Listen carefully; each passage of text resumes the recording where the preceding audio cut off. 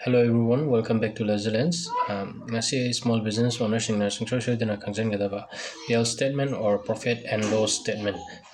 Profit and loss statement have sikari. Ngasi asongi business aduna sell kayam tankre kayam charting tawkre aduga kayam tungsal hawi matam asukta haiba aduni report card kumbani adongi business amso finance ki. Positive oirabati yam phai aduga oidaba taragati adongi sales sing adu kadai da season ki haiba khangba mathau tare. Yamaru iba main part ahun khak lay ahan bada revenue sales store ka talakpa pisa sing the expenses adongi rent to kiba salaries pito kiba amasung supplies na chingba siniko om sub the net profit expenses khadu khraga lem hok badu net profit ko example revenue 1 lakh lay rena khalo duga expenses 70,000 tau thokre lem ho riba 30,000 adu adongi net profit ne masi punu masi kari gidama yamaru oribano songi PL statement na khangan gani madudi songi business asi profit laibra na tragana unnecessary expenses